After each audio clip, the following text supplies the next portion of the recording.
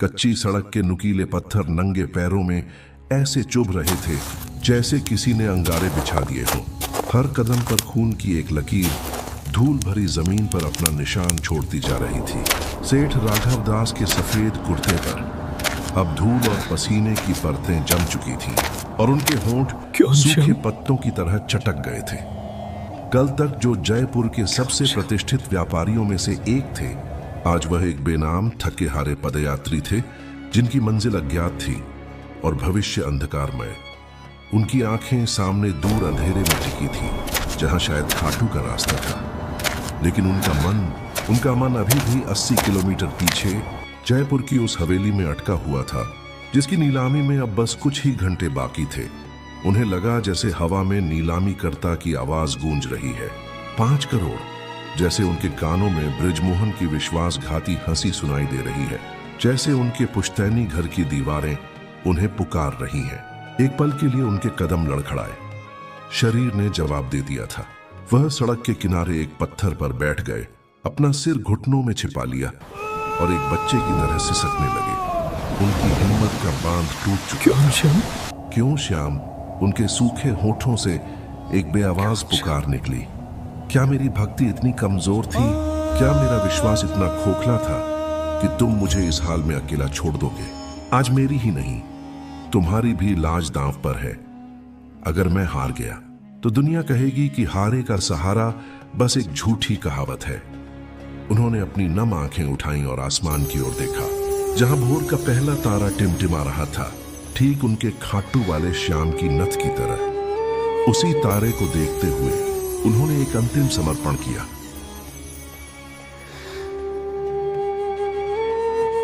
जयपुर की 4 दीवारी के भीतर जौहरी बाजार की सबसे प्रतिष्ठित और पुरानी हवेली थी श्याम कृपा। यह सिर्फ पत्थर और चूने का एक ढांचा नहीं, बल्कि सेठ राघव दास के परिवार की 3 पीढ़ियों की मेहनत, ईमानदारी और अटूट आस्था का जीवंत प्रतीक थी। हवेली के पीले जैसलमेरी पत्थर सूरज की रोशनी में सोने की तरह चमकते और उसकी बारीक नक्काशीदार झरोखे जयपुर की समृद्ध विरासत की कहानी कहते।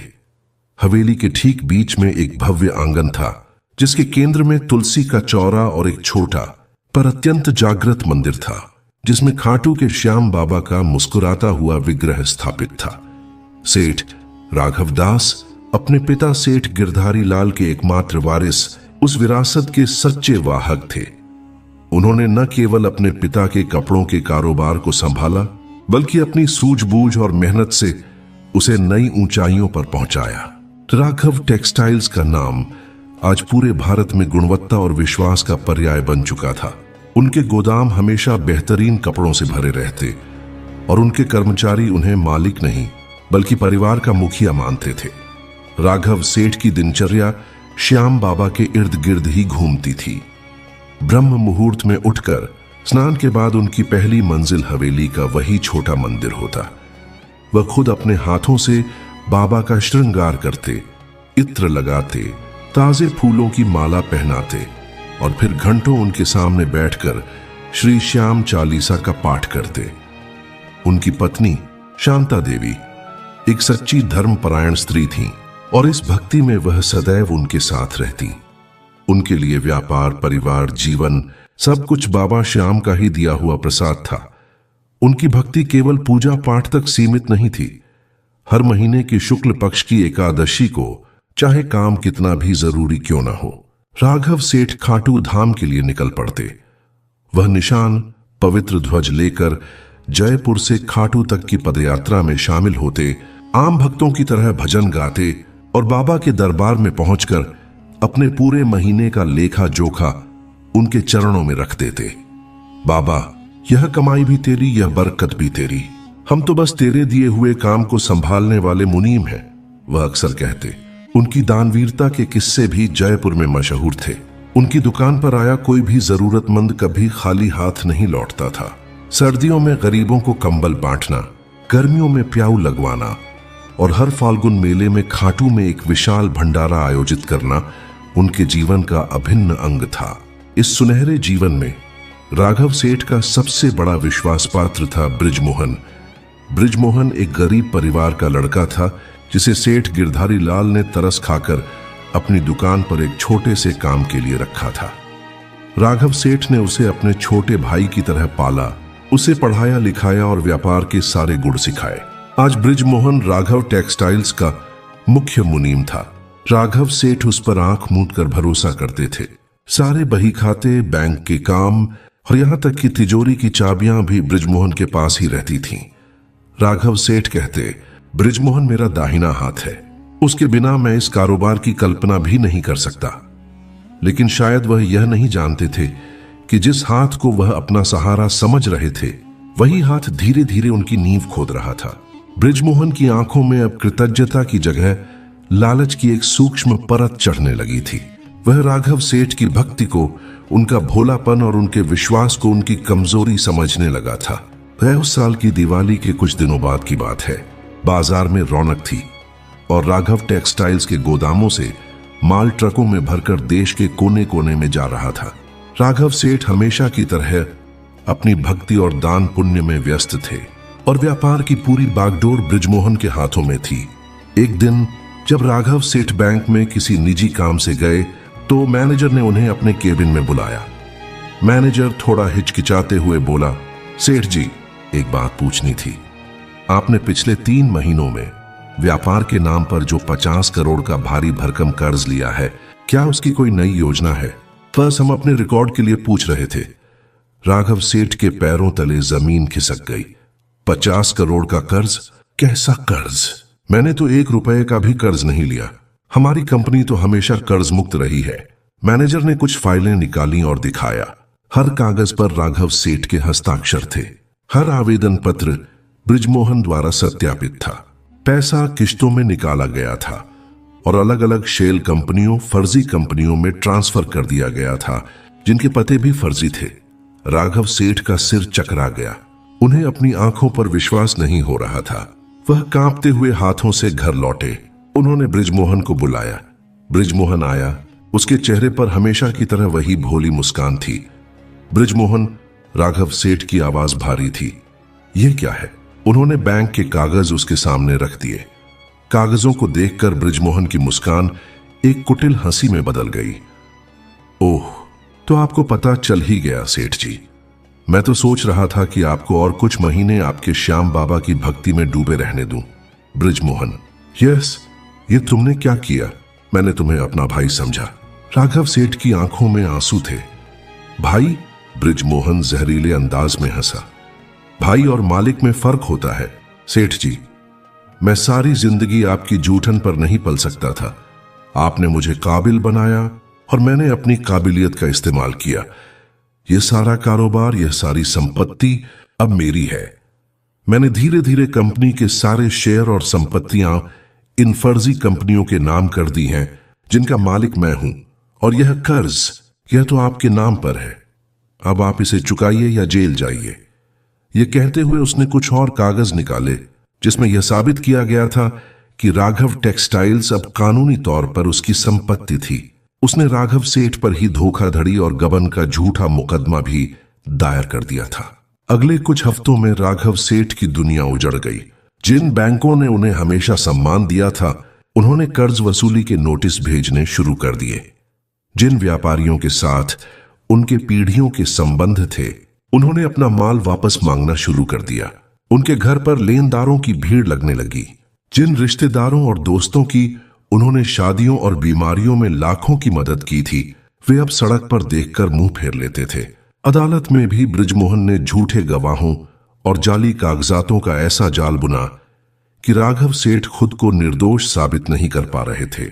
उनकी प्रतिष्ठा, उनकी इज्जत, सब कुछ मिट्टी में मिल गया। लोग कानाफूसी करते, देखा इतना बड़ा भक्त बनता था और अंदर से कितना बड़ा चोर निकला। यह शब्द किसी खंजर की तरह राघव सेठ के सीने में चुभते थे। उनका विश्वास जगमगाने लगा था। वह अपने मंदिर में बाबा के सामने खड़े होकर पूछते, क्यों श्याम, मेरी भक्ति में क्या कमी रह गई थी? मैंने तो हर सांस पर तुम्हारा नाम लिया, फिर तुमने मेरे साथ ऐसा क्यों होने दिया? उनकी हालत दिन ब दिन बिगड़ती जा रही थी। कारोबार छिन चुका था, दोस्तों ने साथ छोड़ दिया था और अब सिर पर करोड़ों का कर्ज था। अंत में वह दिन भी आ गया जिसका उन्हें डर था। बैंक ने उनकी पुश्तैनी हवेली श्याम कृपा को नीलाम करने का नोटिस भेज दिया। नीलामी की तारीख अगले महीने की 15 तारीख फाल्गुन महीने की शुरुआत में तय हुई थी। यह अंतिम प्रहार था। श्याम कृपा सिर्फ एक घर नहीं था, वह उनके पिता की निशानी थी, उनके बच्चों का बचपन था और सबसे बढ़कर वह उनके श्याम बाबा का घर था। राघव सेठ पूरी तरह टूट चुके थे। उन्हें लगा कि अब सचमुच वह हार गए हैं। सर्वस्व समर्पण और एक मौन यात्रा नीलामी में अब केवल एक रात बची थी। हवेली के बाहर बैंक के अधिकारियों ने नोटिस चिपका दिया था, जिस पर मोटे अक्षरों में नीलामी की सूचना लिखी थी। वह नोटिस राघव सेठ की छाती पर एक बोझ की तरह लग रहा था। घर में एक अजीब सा मातम पसरा था। शांता देवी चुपचाप सामान बांध रही थीं। उनकी आंखों से आंसू रुकने का नाम नहीं ले रहे थे। बच्चे सहमे हुए एक कोने में बैठे थे। राघव सेठ उठे और धीरे धीरे चलकर हवेली के मंदिर में पहुंचे। उन्होंने अंदर से कुंडी लगा ली। आज वह किसी से नहीं, सिर्फ अपने श्याम से बात करना चाहते थे। वह बाबा के विग्रह के सामने जमीन पर बैठ गए। उनकी आंखों से आंसुओं की धारा बह निकली। हे मोर मुकुट वाले, हे शीश के दानी। उनकी आवाज सिसकियों में डूब रही थी। मैं आज तक दुनिया से यही कहता आया कि तुम हारे का सहारा हो। आज मैं सचमुच हार गया हूं मेरे मालिक। मेरे पास अब कुछ नहीं बचा। धन गया, मान सम्मान गया, और कल सुबह यह छत भी चली जाएगी जहां मैंने पहली बार तुम्हारी छवि स्थापित की थी। उन्होंने अपनी जेब से हवेली के कागजात और चाबियों का गुच्छा निकाला। कांपते हुए हाथों से उन्होंने उसे बाबा के चरणों में रख दिया। यह लो बाबा, वह एक बच्चे की तरह बिलख पड़े। यह घर तुम्हारा था, तुमने ही दिया था। मैं इसकी हिफाजत नहीं कर पाया। कल सुबह दुनिया आएगी, इस पर बोली लगाएगी। मैं यह अपमान नहीं देख सकता। यह घर, यह इज्जत, यह सब अब तुम्हारे हवाले। तुम जानो और तुम्हारा काम जाने। मैं तो सब छोड़कर एक भिखारी की तरह तुम्हारे द्वार खाटू आ रहा हूं। मेरे पास किराए के भी पैसे नहीं हैं। ये 2 पैर हैं और जब तक इनमें जान है मैं तुम्हारी तरफ चलता रहूंगा। अगले दिन सुबह के ठीक 11 बजे जयपुर में श्याम कृपा हवेली के बाहर शहर के नामी गिरामी बिल्डरों, साहूकारों और व्यापारियों की महंगी गाड़ियां आकर रुक रही थीं। हवेली के बड़े से आंगन में नीलामी के लिए मंच सज चुका था। बैंक के मैनेजर, वकील और नीलामीकर्ता अपनी अपनी कुर्सियों पर बैठ चुके थे। माहौल में एक अजीब सी सनसनी थी।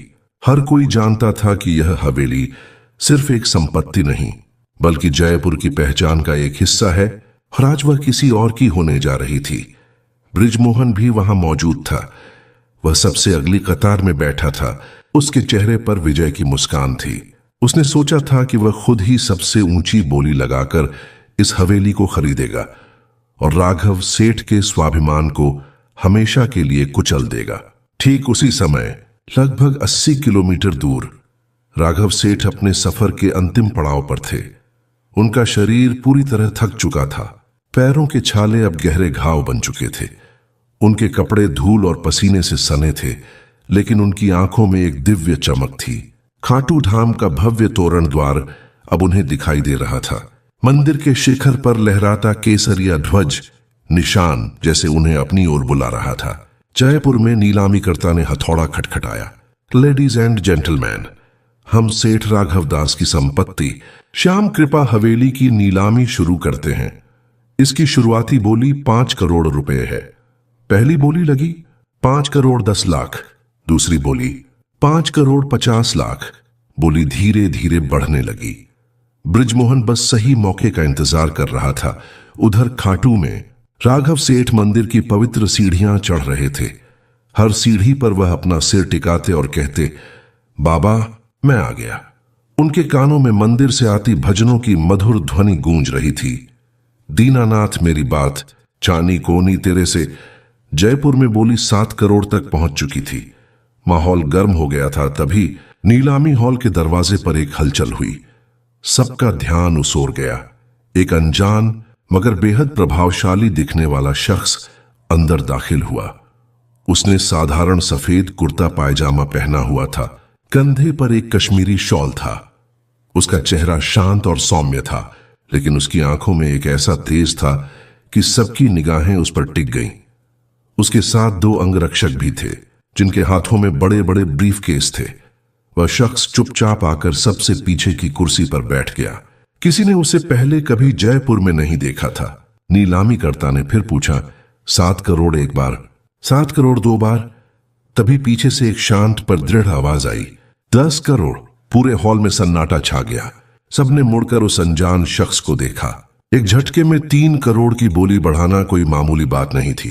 बृजमोहन के चेहरे का रंग गुड़ गया। उसने खुद को संभालते हुए कहा, 10 करोड़ 50 लाख। उस अनजान शख्स ने बिना किसी भाव के कहा, 15 करोड़। हॉल में फुसफुसाहट होने लगी। यह कौन था जो पानी की तरह पैसा बहा रहा था? बृजमोहन का चेहरा पसीने से भीग गया। उसने अपनी पूरी ताकत लगाकर कहा, 15 करोड़ 10 लाख। उस शख्स ने इस बार मुस्कुराते हुए कहा, 20 करोड़, और यह मेरी अंतिम बोली है। अब बृजमोहन की हिम्मत जवाब दे गई। 20 करोड़ उसकी पहुंच से बहुत बाहर थे। बाकी सभी बोली लगाने वाले पहले ही चुप हो चुके थे। नीलामीकर्ता ने हथौड़ा उठाया, 20 करोड़ एक बार, 20 करोड़ 2 बार, और यह 20 करोड़ 3 बार। यह हवेली इन सेठ जी की हुई। सबने उस अनजान शख्स के लिए तालियां बजाईं। बैंक मैनेजर उनके पास पहुंचा। मुबारक हो सेठ जी, कृपया अपना नाम और विवरण बता दीजिए ताकि हम कागजी कार्रवाई पूरी कर सकें। उस शख्स ने मुस्कुराते हुए कहा, कागजी कार्रवाई जरूर होगी, लेकिन थोड़ी अलग। उन्होंने अपने अंगरक्षक को इशारा किया। अंगरक्षक ने एक ब्रीफकेस खोला और नोटों की गड्डियां मेज पर लगानी शुरू कर दी। यह देखकर सबकी आंखें फटी की फटी रह गईं। फिर वह शख्स बोला, मैनेजर साहब, मैं यह हवेली खरीदने नहीं आया हूं। मैनेजर हैरान, तो फिर आपने 20 करोड़ की बोली लगाई है? हां, शख्स ने कहा, मैंने भी उस करोड़ की बोली सिर्फ इसलिए लगाई ताकि कोई और इसे खरीद ना सके। अब आप हिसाब लगाइए कि सेठ राघव दास पर कुल कर्ज कितना है, ब्याज समेत। बैंक के अधिकारियों ने जल्दी जल्दी हिसाब लगाया। कुल कर्ज, ब्याज और अन्य खर्चे मिलाकर लगभग 12 करोड़ रुपए थे। उस शख्स ने कहा, ठीक है, यह लीजिए 12 करोड़ रुपए। सेठ राघव दास का खाता अभी और इसी वक्त बंद कर दीजिए। उनकी सारी संपत्ति के मूल कागजात निकालिए। मैनेजर ने कांपते हुए हाथों से पैसे लिए और सारे कागजात उस शख्स को दे दिए। फिर उस शख्स ने जो किया, उसे देखकर वहां मौजूद हर व्यक्ति स्तब्ध रह गया। उसने हवेली के मूल कागजात लिए और उन्हें राघव सेठ के बूढ़े और वफादार वकील के हाथ में थमा दिया, जो एक कोने में उदास बैठे थे। शख्स ने कहा, वकील साहब, यह आपकी अमानत है। जब आपके सेठ जी लौटें तो उन्हें दे दीजिएगा और कहिएगा कि उनकी हवेली उन्हीं की थी और उन्हीं की रहेगी। श्याम बाबा के घर पर कोई और कब्जा नहीं कर सकता। यह कहकर वह रहस्यमयी शख्स मुड़ा और बिना किसी से एक और शब्द कहे अपने अंगरक्षकों के साथ बाहर निकलकर अपनी गाड़ी में बैठकर चला गया। किसी को उसका नाम तक पूछने की हिम्मत नहीं हुई। वह कहां से आया था और कहां चला गया, यह एक रहस्य बन गया। उधर खाटू में राघव सेठ बाबा श्याम के भव्य दरबार के ठीक सामने खड़े थे। बाबा का अलौकिक श्रृंगार, उनकी करुणामयी आंखें और उनके मुख पर मंद मंद मुस्कान। राघव सेठ को ऐसा लगा जैसे बाबा सीधे उन्हीं को देख रहे हैं। वह अपने सारे दुख, सारे कष्ट, सारी पीड़ा भूल गए। वह बस एकटक बाबा को निहारते रहे और उनकी आंखों से पश्चाताप और कृतज्ञता के आंसू बहते रहे। उन्होंने हाथ जोड़कर कहा, बाबा, मैंने कुछ नहीं मांगा। घर भी तुम ले लेते तो कोई गम नहीं था। बस तुमने मुझे अपने चरणों तक बुला लिया, मेरे लिए यही बहुत है। अब मैं यहीं तुम्हारे द्वार पर पड़ा रहूंगा। वह घंटों वहीं बैठे रहे। जब वह दर्शन करके मंदिर की सीढ़ियों पर आकर बैठे तो उन्हें दुनिया की कोई सुध नहीं थी। उनका मन परम शांति का अनुभव कर रहा था। तभी उनका एक पुराना कर्मचारी, जो उन्हें ढूंढते ढूंढते खाटू पहुंचा था, दौड़ता हुआ आया। उसके हाथ में फोन था। उसने फोन राघव सेठ के वकील से कनेक्ट किया। वकील साहब की आवाज फोन पर कांप रही थी। सेठ जी, आप कहां हैं? एक चमत्कार हो गया है, आप विश्वास नहीं करेंगे। और फिर वकील ने नीलामी हॉल में हुई पूरी घटना अक्षरशः सुना दी। कैसे एक अनजान शख्स आया, कैसे उसने सबसे ऊंची बोली लगाकर सबको चुप करा दिया, और कैसे उसने आपका सारा कर्ज चुकाकर हवेली के कागजात वापस कर दिए। राघव सेठ फोन हाथ में लिए पत्थर की मूर्ति की तरह जड़ हो गए। उनके कानों में उस अनजान शख्स के कहे हुए अंतिम शब्द गूंज रहे थे, श्याम बाबा के घर पर कोई और कब्जा नहीं कर सकता। वह समझ गए। जयपुर के नीलामी हॉल में साधारण सफेद कपड़ों में आया वह रहस्यमयी शख्स कोई और नहीं, उनका अपना मालिक, उनका खाटू वाला श्याम ही था। वह अपने भक्त की लाज बचाने के लिए खुद सेठ बनकर पहुंचा था। राघव सेठ वहीं मंदिर की सीढ़ियों पर गिर पड़े। वह दहाड़े मारकर रोने लगे, लेकिन यह आंसू दुख के नहीं बल्कि उस अपार करुणा और प्रेम को महसूस करने के थे जो उनके श्याम ने उन पर बरसाई थी। उन्होंने मंदिर के शिखर की ओर देखकर कहा, बाबा, तुमने साबित कर दिया, तुम सच में हारे का सहारा हो। जब राघव सेठ जयपुर लौटे तो नजारा बदल चुका था। जिन लोगों ने उनसे मुंह फेर लिया था वे अब गुलदस्ते लेकर उनके स्वागत में खड़े थे। यह चमत्कार की खबर पूरे शहर में आग की तरह फैल गई थी। बृजमोहन का झूठ बेनकाब हो चुका था और धोखाधड़ी के आरोप में पुलिस उसे गिरफ्तार कर चुकी थी। राघव सेठ की आंखों में अब किसी के लिए कोई गिला शिकवा नहीं था। उन्होंने सबको माफ कर दिया। उन्होंने अपनी श्याम कृपा हवेली में एक विशाल सत्संग का आयोजन किया और उस दिन से वह हवेली सिर्फ एक घर नहीं बल्कि एक तीर्थ बन गई, जहां हर दिन श्याम नाम का कीर्तन होता है और हर जरूरतमंद की मदद की जाती है। राघव सेठ ने अपना व्यापार फिर से शून्य से शुरू किया, लेकिन इस बार उनके साथ बाबा श्याम की वह शक्ति थी जिसने उन्हें अटूट बना दिया था। वह आज भी हर एकादशी को खाटू जाते हैं, लेकिन अब वह कुछ मांगने नहीं बल्कि सिर्फ उस चमत्कार के लिए धन्यवाद देने जाते हैं जब उनके श्याम ने एक सेठ का रूप धरकर अपने हारे हुए भक्त की बांह थाम ली थी।